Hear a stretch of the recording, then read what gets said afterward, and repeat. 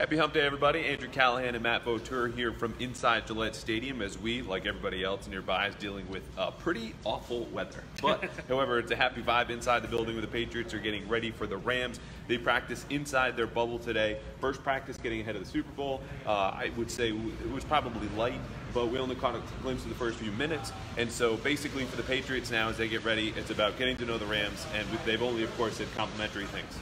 Let's start by saying this video is brought to you by Munson Savings Bank. They've been our sponsor now for the postseason for these videos. They're in the bubble. They'll be indoors in Atlanta. It's now starting to feel like it's coming down. Yeah, and we've got, as we mentioned, inside the halls here at Gillette Stadium, everyone's buzzing by, lots going around. We'll be in the locker room in about an hour to ask more about the Rams, but so far, you know, we should talk about Sean McVay. It's his birthday today. Happy birthday, Sean McVay. Turned a very old 33. Bill Belichick, of course, more than twice his age, but he stuck around and he said, listen, it's an offense that's similar to what you see elsewhere around the league, but they have a few different things that they have really, he's put his imprint on this team, and you can see the jump they made a year ago from when they were a sad 2016 team that rolled into Foxborough and lost 26-10. Obviously going 13-3 this year and making the Super Bowl. It's just been a huge leap, and that's a huge credit to McVay. Yeah, if you're Sean McVay, it's got to be great to have a guy like Wade Phillips alongside you, who's been in the NFL as long as he has. Sean McVay clearly knows what he's doing, but to have a veteran hand like that available, that's got to be helpful as well. Right, so the Rams coming in, still getting to know them, but I think the big players we've all talked about, Jared Goff, Todd Gurley, both of them were in the MVP discussion, not for very long this season, but they were in there defensively. Aaron Donald, Belichick talked about him, called him pretty much unblockable on Tuesday. Ndamukong Suh, people are familiar with. Aqib Talib, you were about him today. Right. And last, but certainly not least, and probably most, Johnny Hekker, the punter, Rams punter Johnny Hekker, who Belichick just loves. You get the feeling that Belichick, if you were to see Belichick's home, that there are pictures of punters hanging in there. He does love guys that can punt the football, and Johnny Hekker clearly one of those guys, as he said this morning. Yeah, listen. So he called Johnny Hekker a weapon 3 times today. He also did so back in 2016 when the Rams rolled in here, and that's notable, you know, because of course Belichick started his career as a special teams coach, but also Hekker is a guy who attempted 5 passes this year on fakes. Most recently in the NFC Championship game, the Rams are down in the second quarter, 13-0.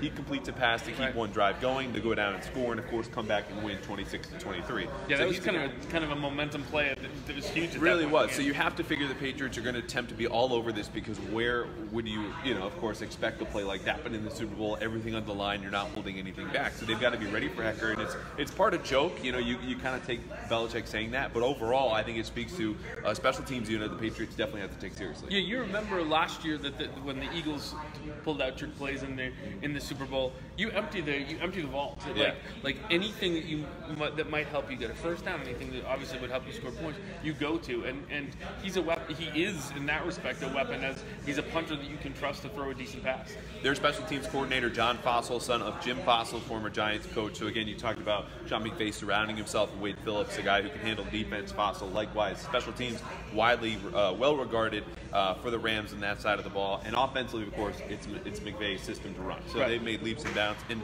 for me, I think it'll be just really interesting how he and Belichick match wits. And I talked about this earlier in the week of, some of the things they do where the offense keeps everyone close together, which typically would sound like the old 3 yards in a cloud of dust kind of deal, running the ball. And they do run, but they keep those receivers close, because that way it makes it harder to follow them in man coverage. And that's, of course, what the Patriots do. So Belichick spoke about that a little bit today. I mean, do you see this as much of a matchup of head coaches matching wits offensively and defensively as anything else? I think for every Super Bowl in a 2-week lead up, it's always a matchup of head coaches. And this one, as much saying, when this one has the added interest because Belichick's a veteran, has been here a bunch of times, and McVay he's the story kind of this season right now in a lot of ways. For somebody as young as he is to have been as successful as he is, he's a guy that people are looking at. It's a lot like Brad Stevens was with the Celtics, a young guy that people are looking at as a genius and somebody that has a really strong future in the league. I think that comparison is pretty comparable.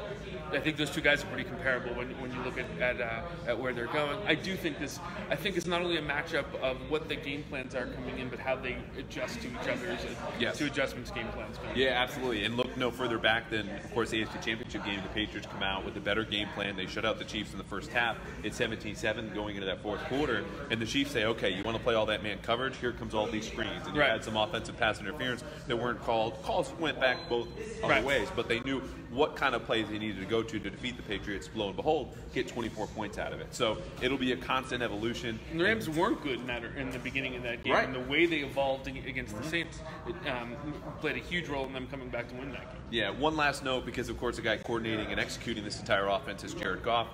We mentioned early in the season, the MVP conversation really took a downturn kind of probably the third quarter of the season, but has since bounced back. Where do you view him just in relation to all the other quarterbacks in the NFL? Top 10, top 15? I mean, I think he's going to. I think 2-3 years now he's going to be higher than he is right now. But I think people solved him a little bit at midseason and figured him out. I think this is an important week for him, but. You used to be able to go into Super Bowls and say the team with the better quarterback is going to win, and you look at Tom Brady and Jared Goff and you say, or Nick Foles. Yeah, that's exactly where I'm going. You look at Tom Brady and Jared Goff and you think, well, that's a significant advantage on the Patriots side.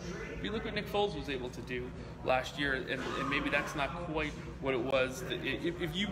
What McVay has done effectively is he's looked at Jared Goff's skill set and he's put him in position to be successful. He's not asking him to do things he can't do, and he's accentuating things that he can.